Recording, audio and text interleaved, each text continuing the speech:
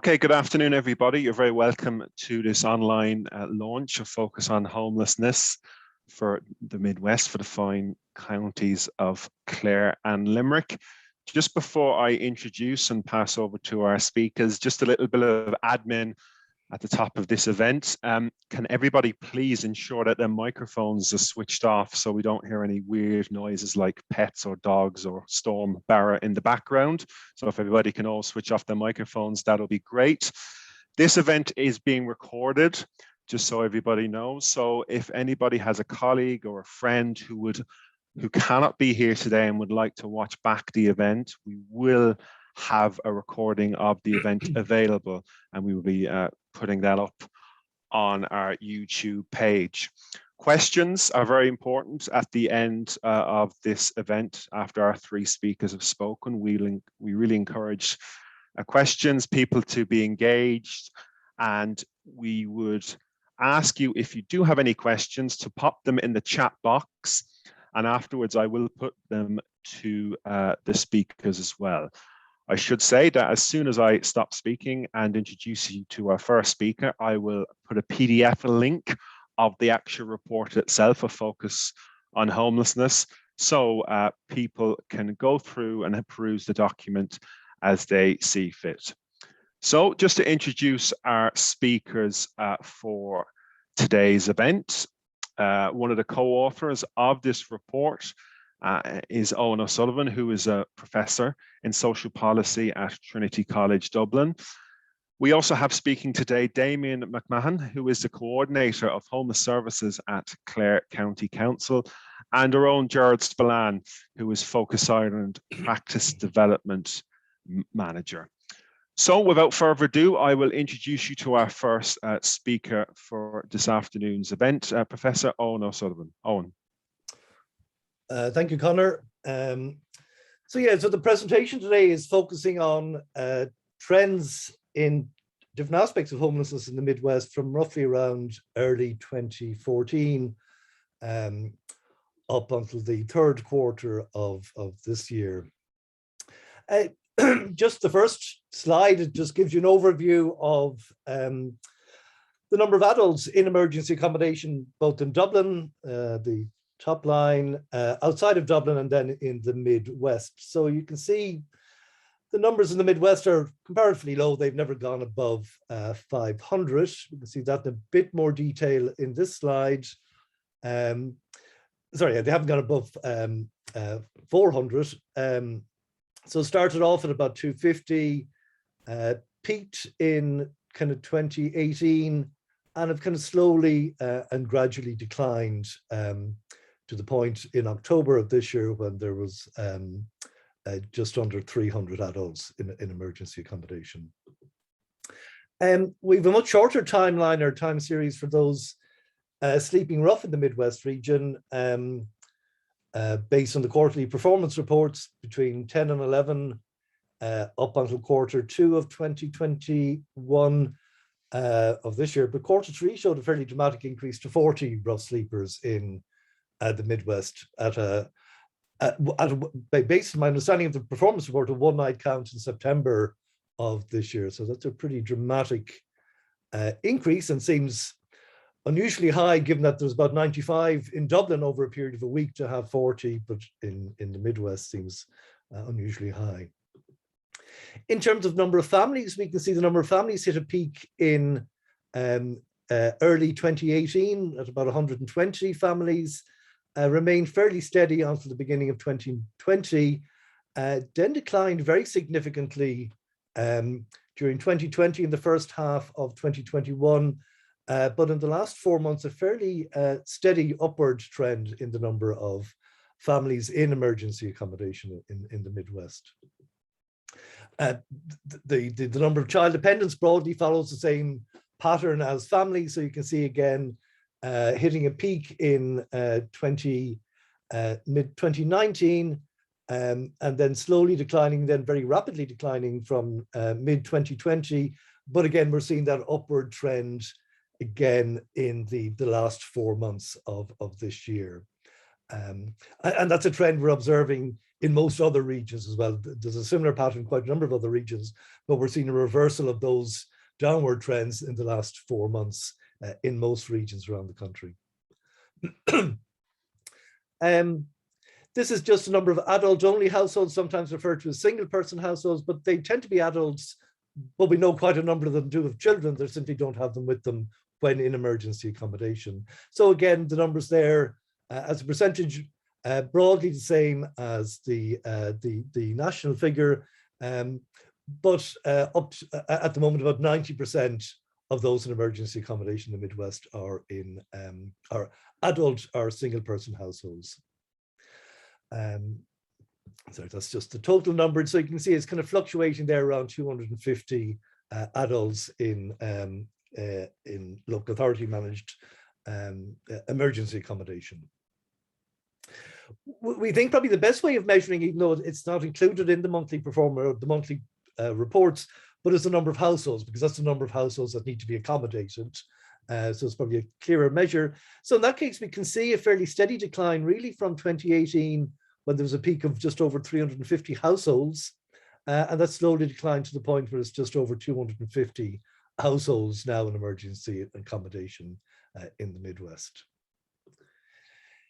So that's the point in time, usually the third week of every month, when there's a data capture based on the past system.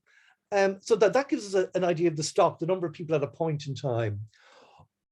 But that point in time figure is largely a consequence of both the number of new presentations to emergency accommodation and the numbers who exit. So this slide shows us the number of new adult presentations to emergency accommodation. And what that means is that people who have approached the either Clare or Limerick local authorities and have been accepted and placed in emergency accommodation in that quarter. And that information is contained in the quarterly performance reports that the lead authorities submit to the Department of Housing.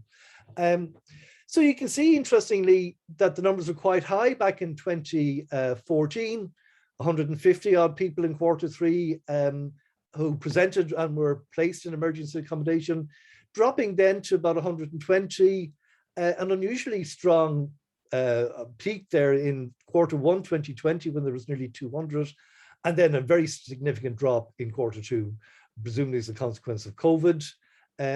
But again, you can see that slowly been creeping up, so it's back up for Q3 to about 80 new presentations, that is unique adults in Q3 2021. That just gives you a sense of the trends nationally and outside of Dublin. So for Dublin, that figure fluctuates at the moment in Q3 about 800 and about 700 outside of Dublin. But you can see again, just a very high numbers in the last 2 quarters, 1,400 new adults entering emergency accommodation nationally. So that's a significant challenge for every local authority then to try to find beds for those newly presenting adults across the country.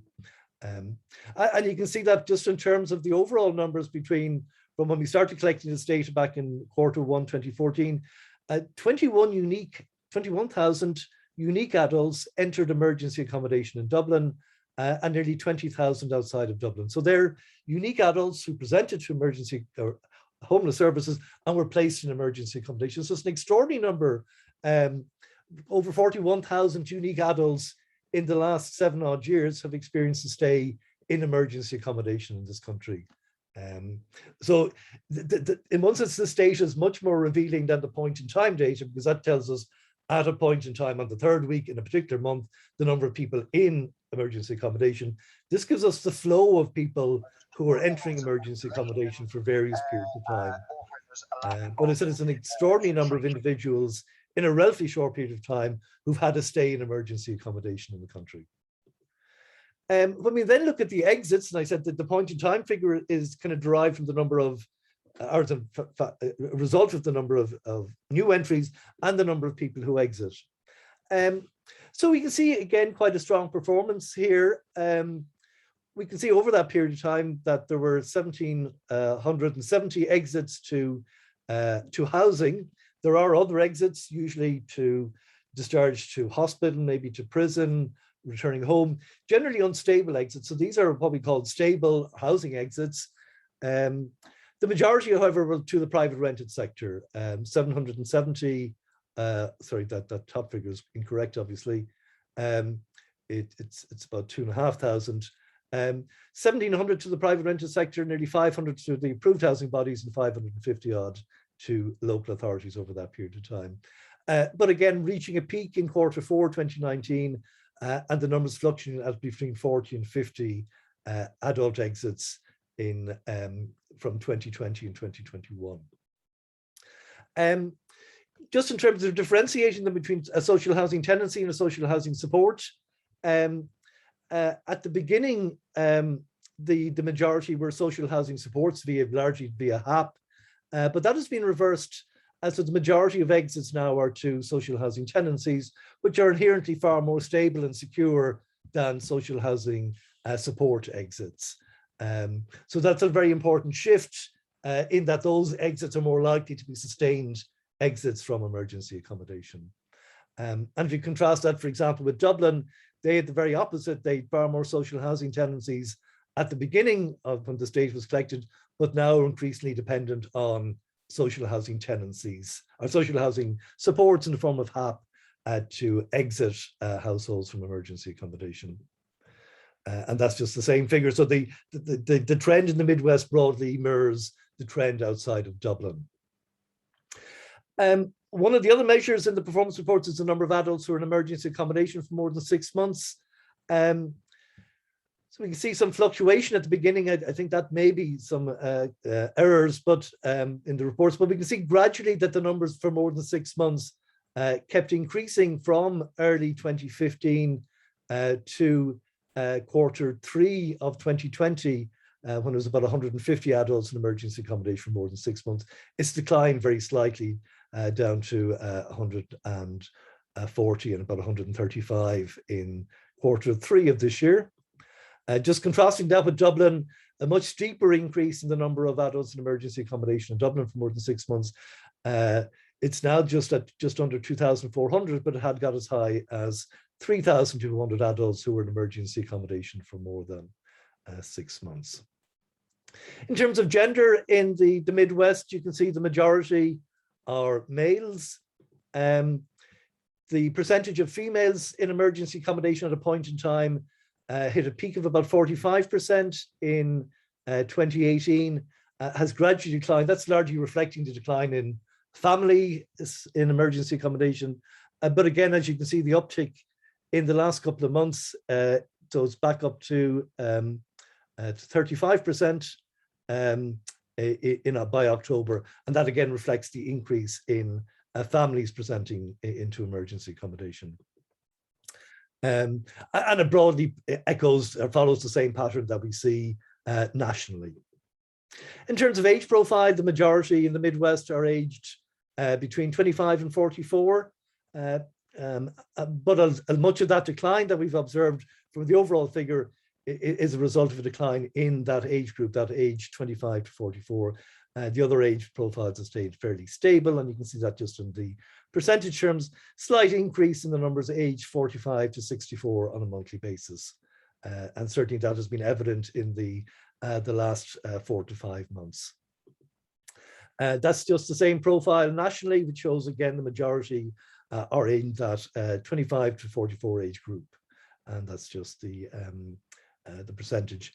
But what is interesting, and we only have data on this for Dublin, is that when you look at age by gender, and we have 2 points in time in Dublin, 2016 and 2020. So we can see there that for those, the younger age groups are far more likely to be female.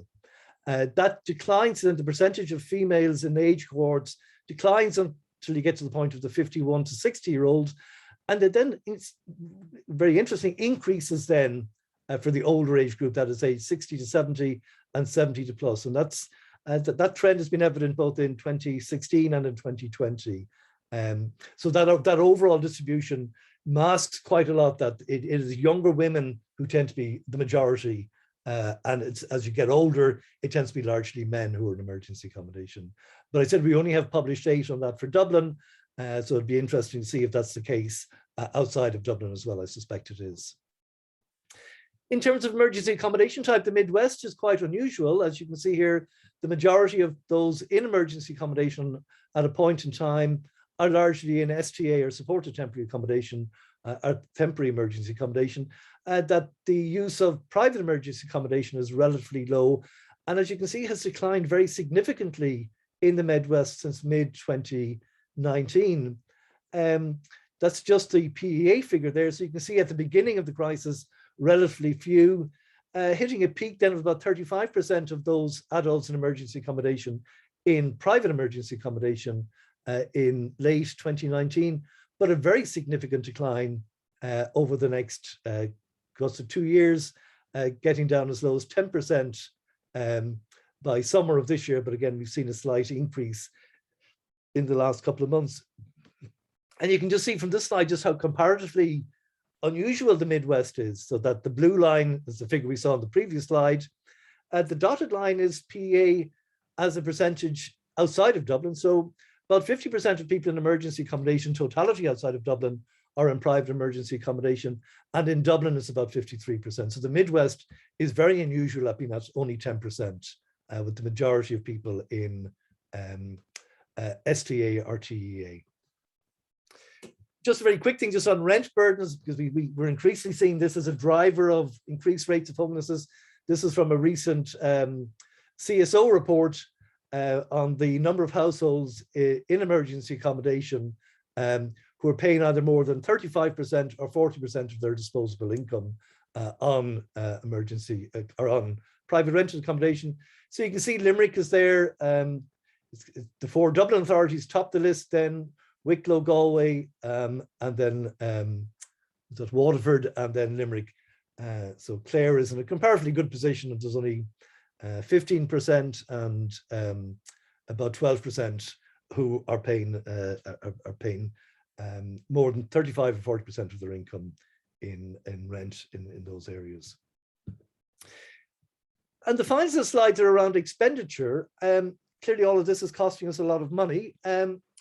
This is the main source of income or funds for our local authorities. This is the Section 10 funding made available by the Department of Housing. So you can see, and that this comes from the Housing Act 1988. So you can see really right through the 2000s and into the early 2013, 14, 15, fluctuating around 50 million a year was available for local authorities to recoup. As you're probably aware, local authorities can recoup up to 90% of their expenditure in homeless services from this Section 10 funding, but then escalated very quickly so that by 2017 it exceeded 100 million, by 2019 150 million, and then 2020, which is a very unusual year because of COVID, there was 270 million, 271 million to be precise, made available. That was a mixture of the general funding, COVID funding, and some recoupment from 2019.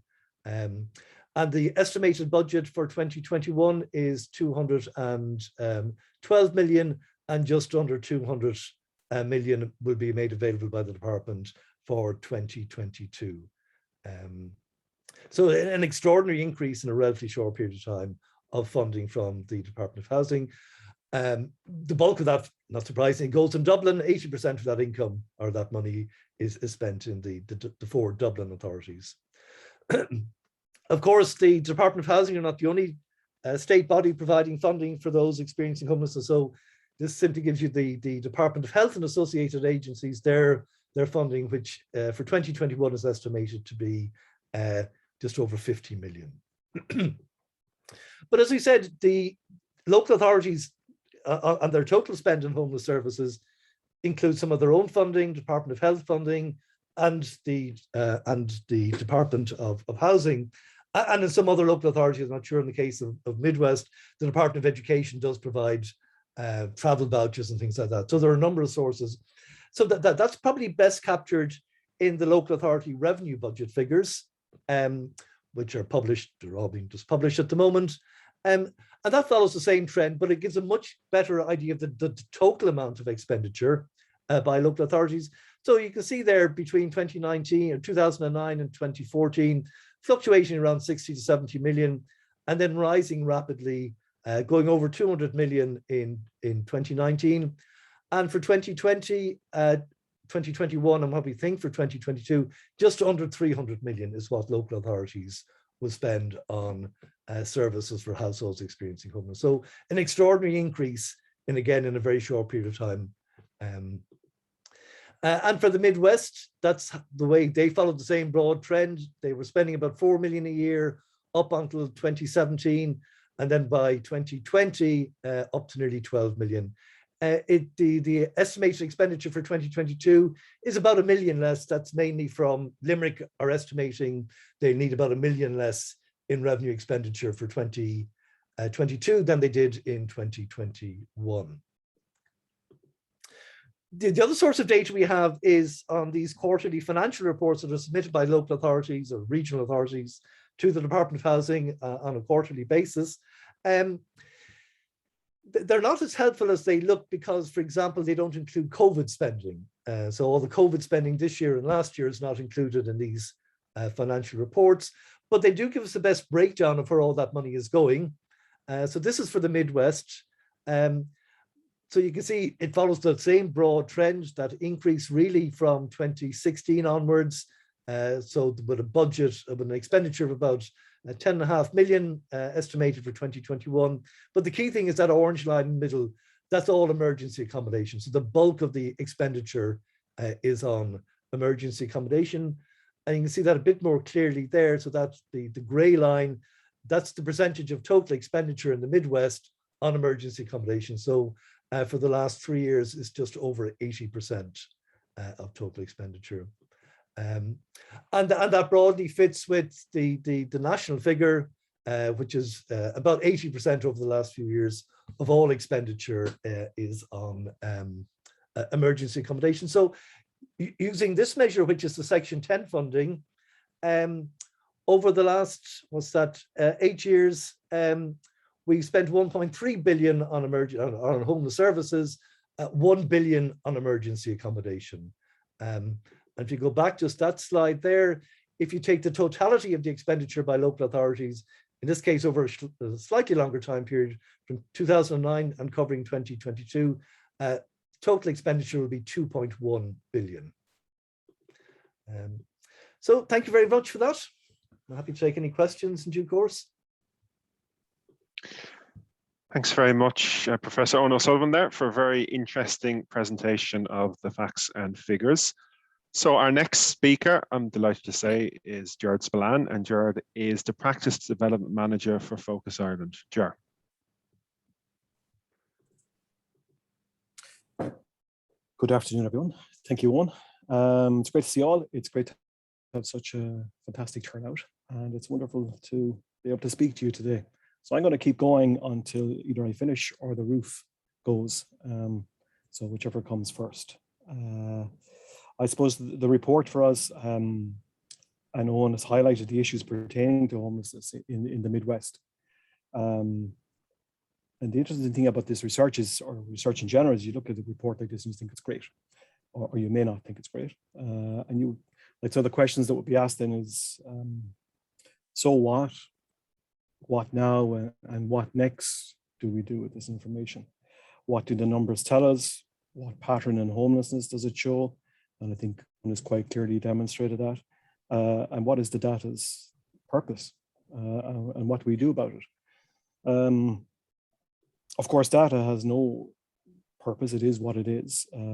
What we do with it gives us purpose and gives the data meaning. This, as with the other reports in the series, is excellent. Sometimes when you're in the thick of things, when you're in the milieu of homelessness, it's hard to see the wood for the trees. It is hard to see if your work is having any positive impact. I think this helicopter view and an analysis of the data is most welcome. And I thank Owen, Aisling and Mike for presenting the data in such a clear way. When I was looking at the report and going through the figures, I think what struck me the most was the number of times the phrase "a decline in homelessness" was used. And it is mentioned across the various cohorts that discussed. I take great heart from this. as should our frontline members of staff. As I've already said, you are in the thick of it. You're dealing with that homelessness presents. And if you are wondering, or if you're ever concerned, is your work making a difference? Then the analysis of the secondary data in this report clearly shows that your work is making a difference. It is true, our innovation in practice and our innovation service, that we have seen a decline in homelessness across the Midwest. And that is why this research is important. And that's why research in general is important. Research can be used to provide direction, to guide us to how to best use resources. Qualitative and quantitative research is the bedrock on the foundation on which Focus Ireland was built. Our founder, Sister Stan, began what would turn into Focus Ireland following research conducted by her in 1985 with a group of women. The power of research is that it identifies a problem, and the power of action research is that, like Stan did, you create a solution to the identified problem. And we have continued that tradition in the Midwest of building, of developing our projects based on action research, and importantly, critical reflection and the lived experience of the people who work and people who use our services. And our responses are based both on the presenting and on the longitudinal need that is presented to us in our services. And it is also based on consultation with our stakeholders, both our statutory, our colleagues in other NGOs, and the customers that use our services. And we have discovered by doing this that with the appropriate interventions, people can exit homelessness. And it's a core belief of Focus Ireland that homelessness should not define somebody's life, that is a part of their life and which they can exit from. None of this would be possible without our ability to develop and sustain partnership. And what this research has done, and what pre-value services that we've provided, and what other research has informed us, is that if we want to make a significant and lasting contribution and change to homelessness, we cannot do this on our own. We need the support of other NGOs and other statutory agencies. This increases the expertise available to us. It increases the support available to our customers, but it also shares the risk and burden of providing the services. Therefore, an essential and important aspect of our success in the Midwest is the partnerships we have developed with our stakeholders. But it's much more than that. In the Midwest, we were very fortunate because we were able to develop partnerships with our colleagues in the local authorities, in Tustin HSE and mental health services. Because like us, they were forward thinking, they were open to change, they had the courage to try new ways of working. And the central focus of our concern and of their concern was minimizing the trauma of homelessness on those who experience it.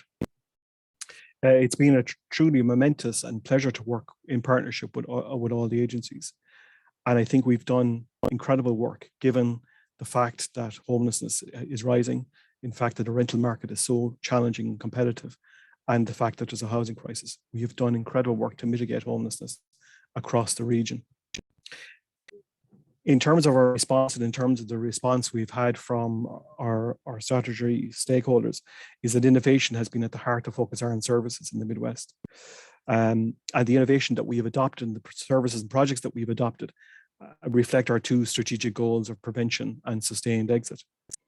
The report shows that there's been a 62% decline in the number of families in emergency accommodation.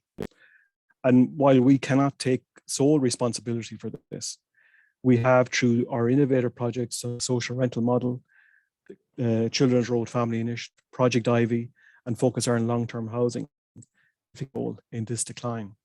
Now, the key thing here, as Owen has pointed out, it's starting to creep up again. So we can never be complacent in the successes that we've had. We have since 2012, and despite, as I've already mentioned, the housing crisis, we've increased our housing stock from 45 to over 200. And we continue to grow our housing stock, and we will continue to grow it. And that for us, and that for the families that we work with and the single people work for it, that is 200 families and single people who have security of tenure, whose homeless nightmare ended. And that is for us as well. That is hundreds of children who will never need to know the trauma of homelessness, who will be able to focus on being children, growing up in safety and security, not worried about where they're going to sleep tonight, not worried about how they're going to school, and given the time of year, not worried about where Santa is going to bring their toys. What research has also shown us is homelessness is a traumatic experience for everybody. Any of the research or evaluations of projects that we've done on the services in the Midwest have highlighted that. And it's highlighted that it's especially so for children. And we are able to provide this housing and support through our long-term housing and through our TSS service. And we operate this in partnership with our local authority partners. And last month was a significant month for the long-term housing team, as they took possession of 9 properties to house 9 families with a combined number of 31 children between them, which I think is an incredible achievement and incredible for those families to move into their new homes at this particular, it's an important time of year. Any time of the year, of course, it's good, but this is a particularly important time for families. The other thing as well, I suppose, is that despite the current housing crisis and the shortage of 1-bed units, we, with our partners in Limerick City and County Council, and more recently with our colleagues in Clare County Council and the HSE Social Inclusion, are delivering an effective Housing First project, which has provided permanent accommodation to 21 households and are currently working with 25 individuals, 25 of the most vulnerable long-term individuals in our region. And while the report references the increase in the number of people experiencing long-term homelessness, and they are one of the groups. So while quite a significant cohort exit homelessness quickly, there is quite a significant cohort who stay in homelessness for a very long time. I believe that Housing First will have a significant impact on decreasing that number also. Because of what the research also shows, we can decide whether it is a coincidence or not, is that every group we have targeted, there has been a corresponding decrease in homelessness for that group. So we targeted long-term, we targeted families, homeless families. When we target them in an efficient way, there was a decrease in homeless families presenting to emergency accommodation.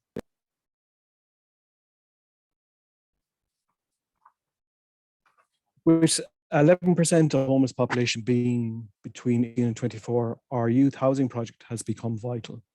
Young homeless people will become old homeless people if we do not prevent this from happening.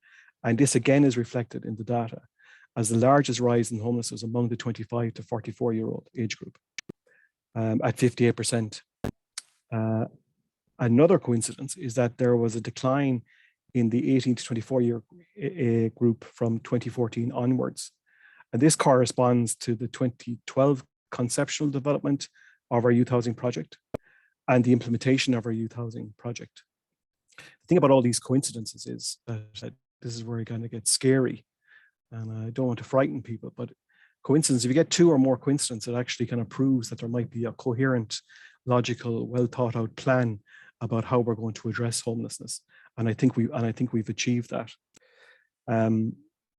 So what next for us? So Housing First must expand to include all those who present as homelessness, and particularly those in the 25 to 44 age cohort. And while there is a sustained exit element to Housing First, there needs to be a preventive aspect to Housing First as well. With only 23% of the homeless budget being spent on prevention and on sustained exit, this has to change. Because that means we're spending 70% of our budget on managing the problem and 23% on solving it. We need to bookend the problem, as we need to do in other areas of homelessness, with a prevention model that works with young people and people at risk, and a sustained exit model that works with older client group and people who are currently homeless. Again, like the other reports in the regions, the report refers to the number of people experiencing homelessness. And as Owen has already pointed out, it has gone above 400.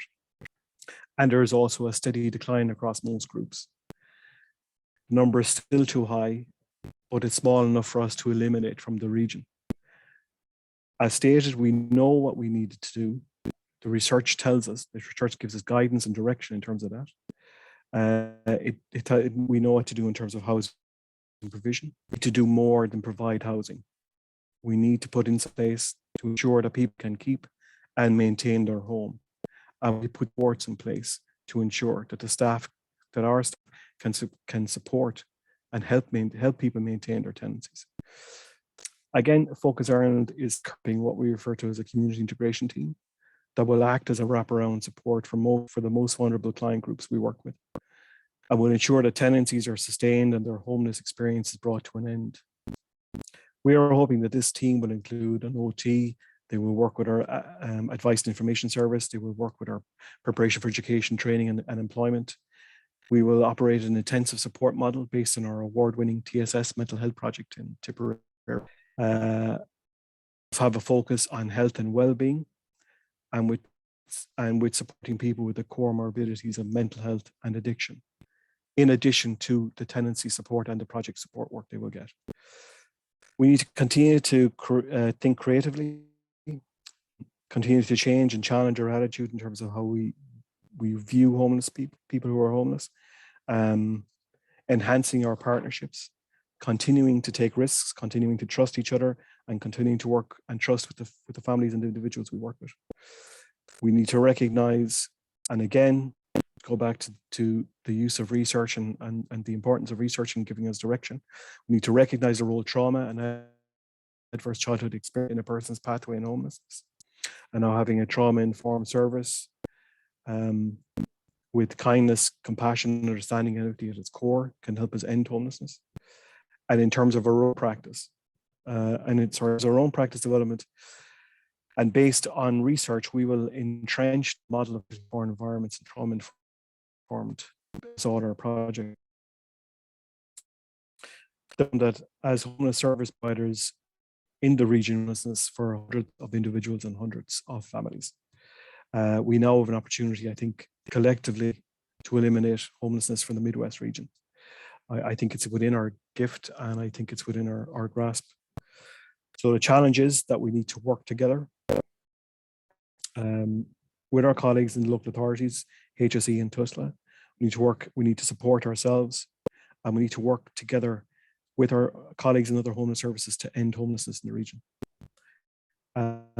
Finally, to finish on that, I've spoken about, and no one has quite gone in quite detail about the data, and I've spoken a small bit about our projects.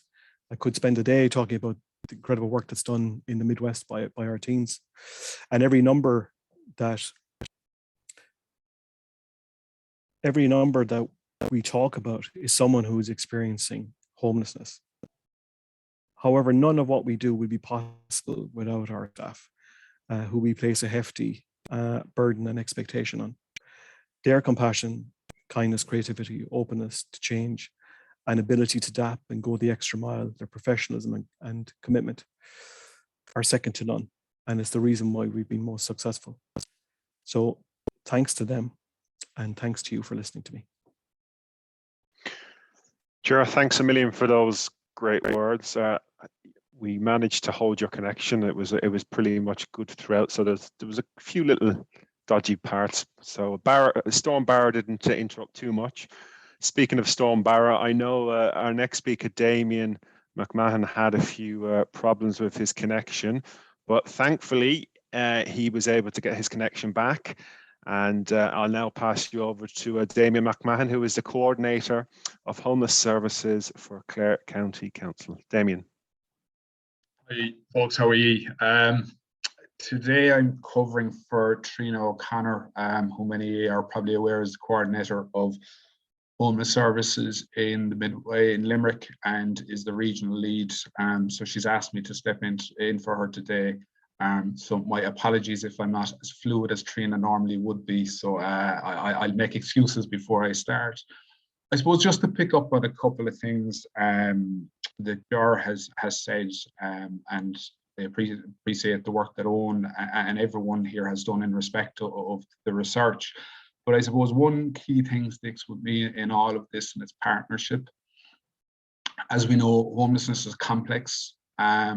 There's no silver bullet. There's no simple answer to it. But without the partnership of the statutory agencies, the community and voluntary sector involved, none of the positive work that happens would happen. To present to any local authority, because that is the first point for any individual or family who are presenting, is one of the hardest days for anyone. You can imagine, put yourself in the position, and I always say to my own staff, put yourself in the position of having to come to a desk or pick up a phone and say, I don't have a home, I don't have a place to go today. And from our own perspective, in speaking with Trina, we would say that the first thing you have to show is empathy, which we all know, but most importantly, we have to work with our partners to provide the best supports we can when available. We work with our colleagues in the HSC, we work with our colleagues in the community and voluntary sector, we work with our colleagues in TUSLA. And within all of that, there has to be an openness, a transparency, a willingness to change, a willingness to accept that we don't have all the answers. And from that, when you can create that partnership, you come to a place where what you're speaking about is that we can use our evidence base to identify how we can best intervene to, at worst, and I say this, at worst, to make a person's time in homelessness a time where they can improve their situation, but at best to get them exited as quickly as possible into a long-term tenancy, a home, because that's the most important thing. I suppose a prime example of that is today. We have Storm Barra. I'm on a call here today, and my last few calls before I came on this call were to 3 different voluntary agencies. We're to a public representative, we're to the Gardaí, we're to a colleague of mine in the HSC. Without being able to have those networks, we can't support people as well as we should and could. A prime example of this, another prime example of this, and I suppose an area I'm passionate about, and myself and Ger would have had many discussions about, is youth, young people. They're showing up between 11 and 17% of the data that we see. And if we don't get in there as early as possible and support young people and support them in such a way that we can work with them through the ups and downs of their time, we're not going to stop this pattern of homelessness. And as I said to my own colleagues inside, our job and everyone's job on this call today should be to do themselves out of a job. If we didn't exist, we're doing our job. And that should always be our aim. We have a youth housing project in Clare, which we work very closely with TUSLA. We work very closely with the HSC. We work very closely with Focus Ireland. And to see so many young people who in many cases have come to us with huge amounts of trauma, huge amounts of complexity, and to see many, and we speak to Trina and Limerick, to see many of those flourish and to work with, I suppose, Jerry, your staff, who are amazing, to see them progress on. They're not going to become, and I would be confident to say many who I've seen go through, and I'm in this job 6 years, go through that pathway. We've seen them in homeless services in 4 or 5 years again. That's where our focus should be. In relation to families, and I suppose the family work that we see, and I suppose a lot of work, and we talk about what prevention is, and we talk about preventing, putting in the prevention strategies. I suppose a big part for myself and Trina when we took over, and Owen, you would have highlighted it, was very much about putting people into private emergency accommodation, hotels and B&Bs. And myself and Trina would have spoke with it ad nauseum and spoke with our colleagues. And it has been a real, I suppose, priority for us to start to, where possible, not utilize private emergency accommodation. The worst thing I found when I came into this post was to see families go into private emergency accommodation. They're in a hotel and very much with very limited supports. And we have transitioned with a family hub, and in Limerick we've had family hubs, and we've had pre-fee and projects like that. And to see the benefits of projects where families go in and it's not a hotel situation, where they receive support from skilled social care workers to work, not only to work with families around the issues that are presenting, but also to be strong advocates to the likes of myself and local authorities, to support them to move into whether that's council accommodation. Because I suppose as we talk about working in partnership, a big job of agency focus should be to challenge the likes of ourselves. And when I say challenge, is to advocate for clients, to advocate for change, to advocate for evidence-based change. And we need to do that. And I suppose a key focus for us and a key thing for the Midwest has been to bring down those numbers in private emergency accommodation. And you've seen that correlation happen. Within all of this and all of the work that we do is the complexity that we see. And I think in the last couple of years, we're seeing more and more of that complexity. Jerry, you spoke to the new creative alternative team that you're putting in. There is going to be a requirement for teams such as that. We're going to need to engage with that complexity, because providing a home is one thing. Providing a safe space and a safe community is something that's completely different. If we see families who will come to us, and in certain cases there may be mental health difficulties, there may be disability within the family, there may be many other different issues, and in some cases we could have 4 or 5 different statutory agencies involved. And I think to support people within that is going to be key. When Ger talks about Housing First, Housing First is coming to Clare. It's been very working quite successfully in Limerick, but we're going to need to see more of that. From my own perspective, and I suppose I'm going to be a little selfish here today, because generally it's the lead authorities who speak, and I suppose people who know me know I like to speak a little bit about my own, well, Clare and the needs that are presented in smaller local authorities, but needs nonetheless. We've done a lot of work in the last couple of years, and a lot of work in consultation with our colleagues in Limerick in how to do things. We've taken many learnings from them.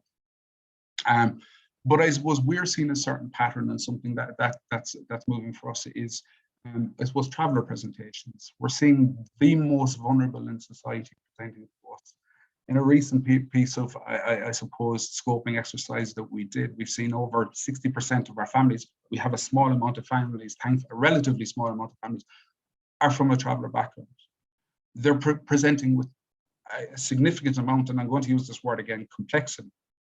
But the amount of work that has been done with those families is huge. But we've linked in with our local SIPs.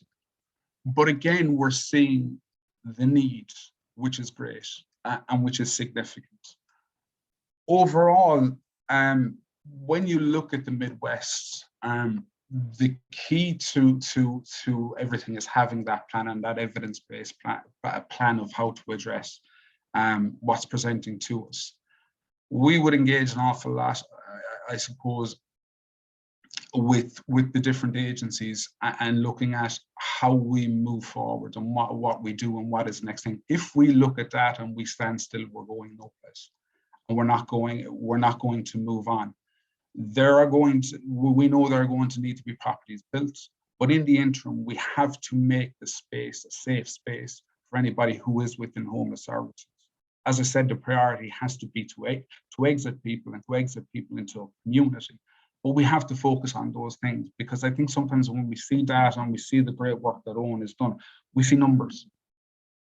And I suppose from my own background, which is social work, I like to bring it back to that person presenting, that family presenting. To many of you in the call, this language is quite normal and quite it's common sense. But to many outside, it isn't. They don't see that complexity. And when they see the numbers and they see the headline number of we've X amount of people in homeless services, they don't see the stories that are behind, the trauma that's behind, the need that's behind. And without the work of the likes of Journey, we don't, that's all that they would be. I suppose just to finish off, it's a job that we have to keep doing. We have to aim towards getting to zero. We have to aim towards doing ourselves out of a job, as I said. We're certainly meeting a point where we're seeing a rise again in numbers. The stall in the private rented market is having an effect, and we're flagging that up the line. You're seeing it in the data.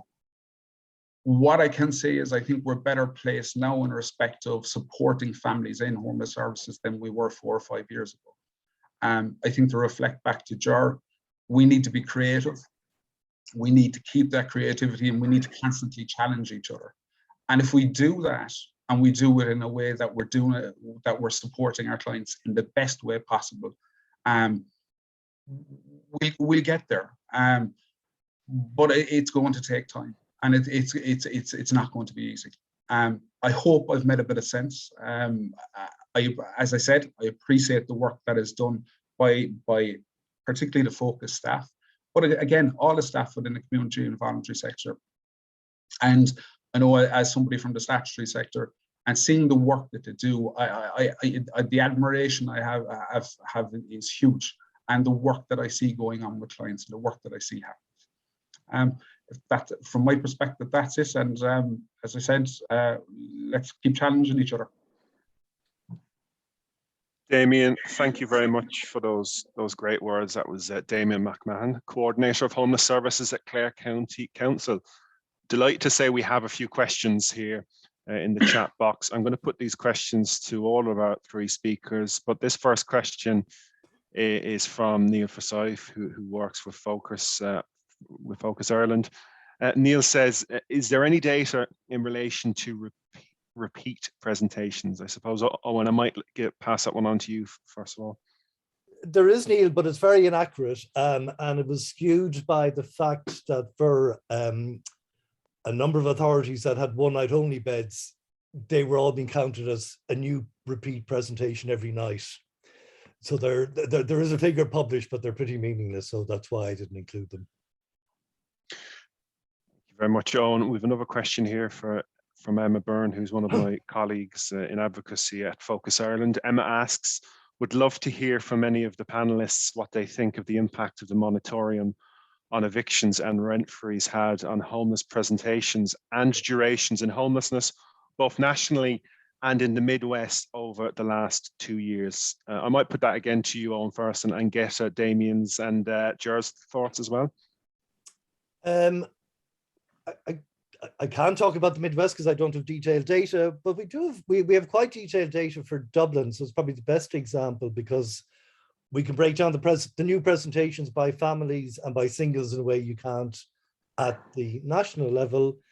So overall, yes, there was an impact, probably not as big as an impact as we might have predicted. And I think there's 2 reasons for that. One is the number of family presentations dropped quite significantly, but then rose again. And the reason for that was that a significant number of the families, certainly in Dublin, presenting for the first time, were not in a tenancy. They had arrived into the country for the first time. So they weren't in a tenancy, so there was no protection for them. And that does raise the complex question of migration and homelessness and how we respond to that in Ireland, and we're really not responding to it at the moment. And secondly, the number of single persons actually increased, number of new presentations for singles increased. And we think, or I think, sorry, at least, that there are probably 2 reasons for that. One is that there was a large population who aren't in emergency accommodation, but are in very precarious accommodation, sofa surfing, doubling up, etc. And they became dislodged or displaced as a result of COVID. So you had a strong flow in from that population that were just always going to be vulnerable. And the second part of it was I think institutional discharges. So our prison service, I think the number of people on temporary release increased to about 700 between March and April. So there's an institutional redistribution. So the prisons got thinned out for very good reasons. So did our psychiatric hospitals, but I think a lot of those people may have ended up in homeless services. I can't prove it, but there would seem to be, there's a very significant increase in the number of temporary releases given by the Irish Prison Service. And I'd be very surprised if some of those individuals didn't up. So I think that's probably what explains why the impact of the moratorium was a lot less than we thought it might have been. Now the counterfactual is if the moratorium hadn't been there, it would have been worse again, I think. So, but it's very difficult to quantify the impact of it. Ger, Damien, do you want to take that same question?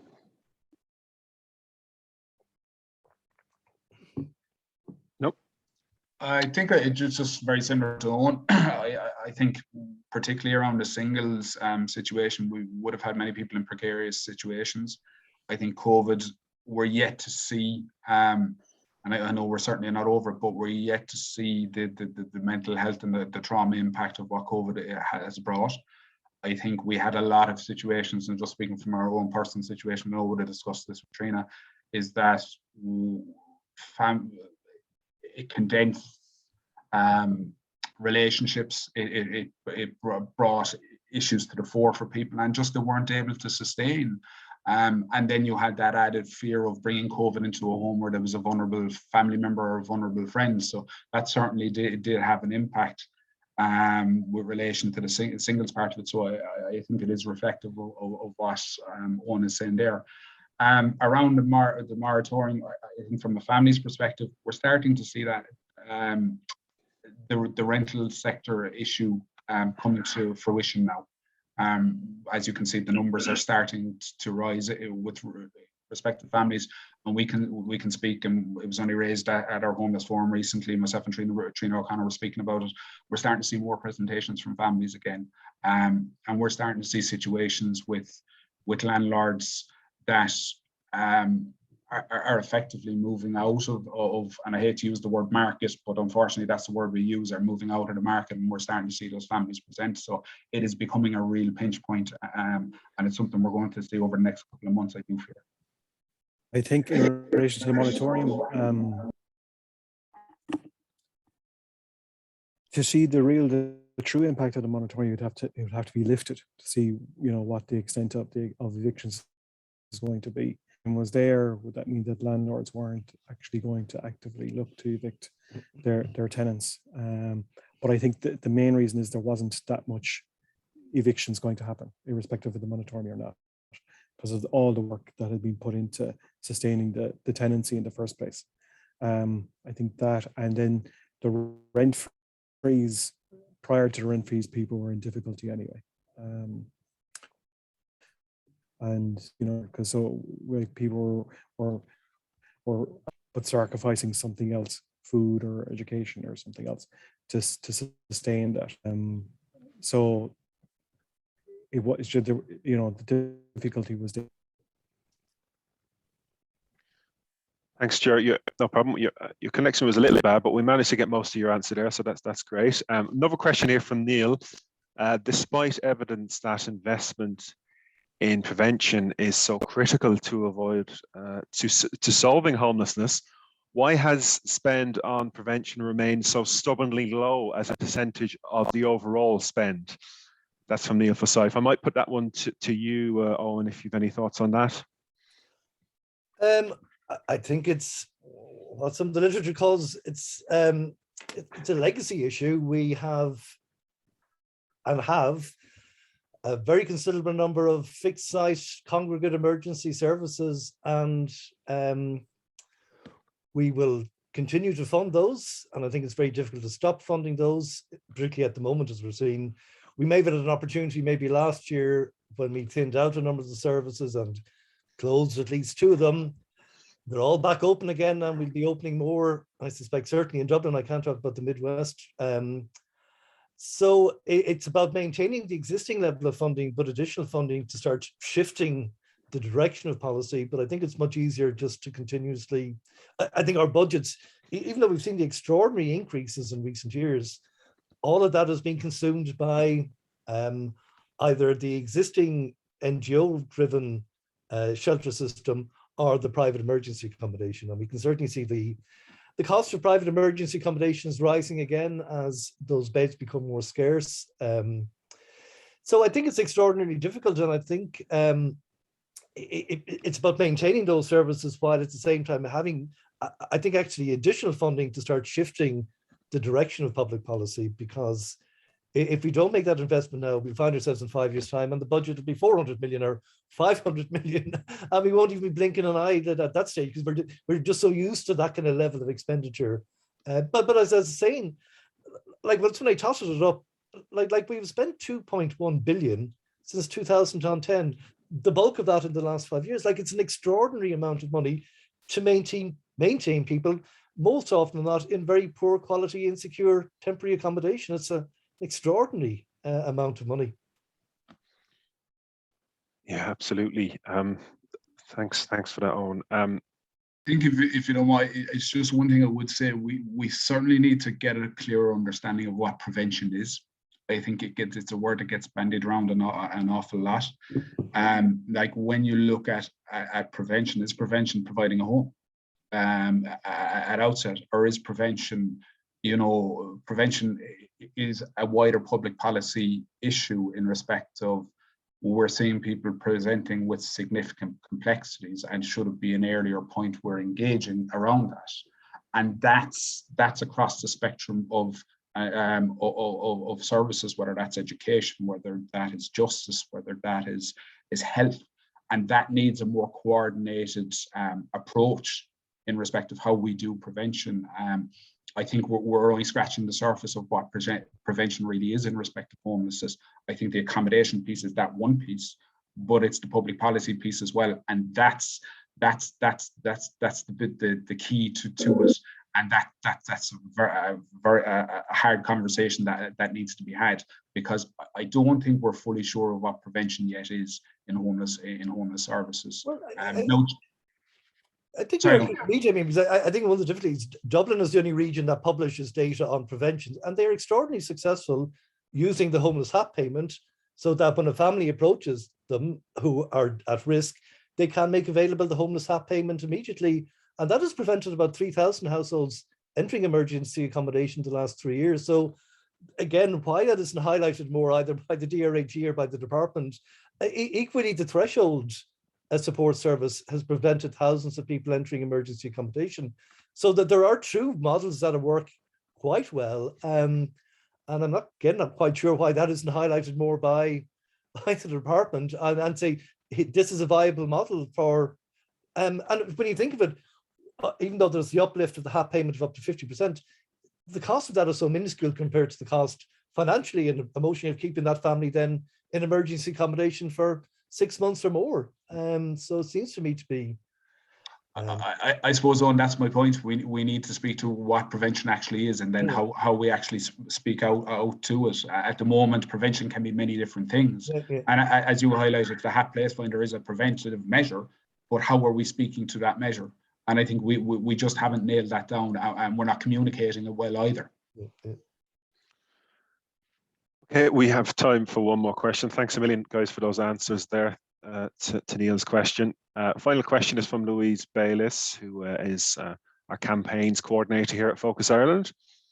And she puts her question to Owen and to Ger. The monthly stats have not broken down family homelessness by one parent to two parent status in the last few months. It is also now places 18-year-olds in youth homelessness rather as children in family homelessness. How will the restricted data impact on planning for exits and prevention policies? I might put that one to Ger first, if you don't mind. Ger, if you have any thoughts on that. Are you on mute, Ger, maybe?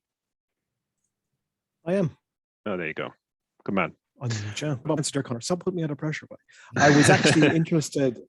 I was actually interested to see if you go to Owen first, just to talk about the stats side of it and the relevance of the 1 and 2 two-parent families, if that's all right. And that was. Yeah, I think the change was a result of the introduction of PASS2. So there's a new enhanced reporting system that has been promised for some time. So on your second point, yeah, correct. Those who were over 18 but part of a family unit were classed as child dependents prior to June are now classed as adults. So you see an increase in the 18 to 25 category. So I don't think that makes much of a difference, because the figures for child dependents were too high previously. And I think they probably should be treated as adults, even though they're part of a family unit. Why the data isn't broken down as it was in the past between one parent and two parent families, my recollection when that came out in July, they said they would rectify it in the next monthly report, but it hasn't happened yet for whatever reason. It's problematic because it does the more information we have, the more fine-tuned we can and fine-grained an analysis we can have. So it's quite an important piece of data, and particularly we certainly use it in the focus on homelessness reports to calculate a percentage for the number of single people who are male or female, which we can't do anymore.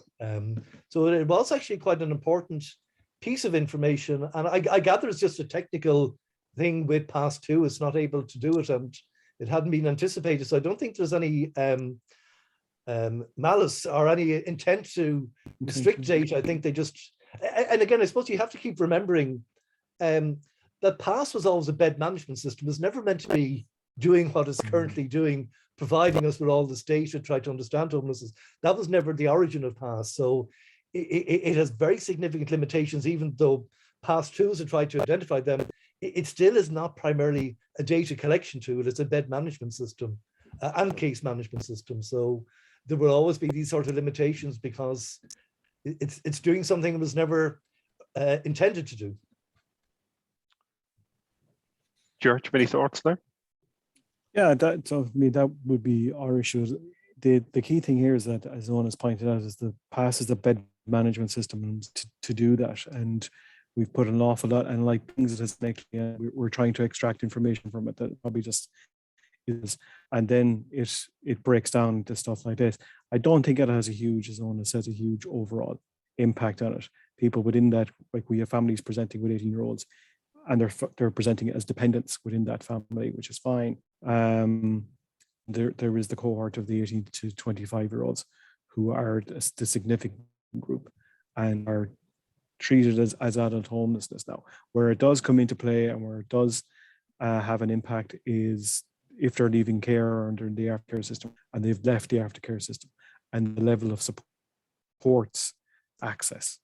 That's where the big impact has, because you can see there's a huge drop in the level when somebody ages out of after and presents as being homeless.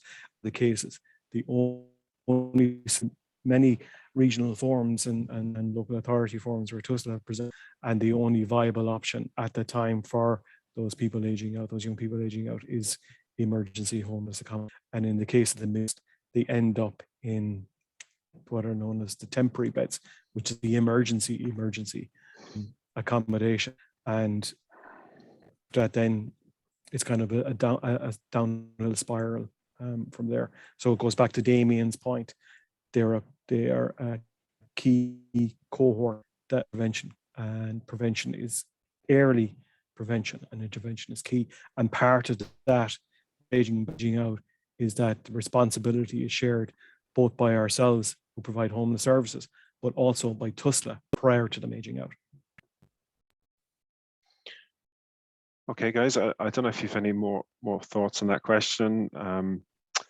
If not, I will conclude it and just conclude everybody to thank everybody for attending. We've a fantastic attendance today of over 40 people who logged on today. We do events like this to ensure that people have a greater overall understanding of homelessness, so we can implement policy and ultimately end homelessness, not just in the Midwest, but from across the country. Finally, what I will say, as well as thanking all of our speakers today, Damien, Ger, and Owen, I'd like you to check the chat box where you can go to the PDF of the Focus on Homelessness for Midwest.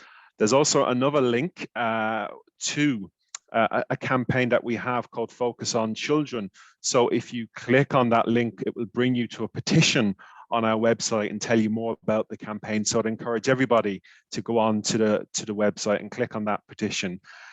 We've also have a number of public representatives who have logged on today, and I also would like to thank them as well as everybody else for attending.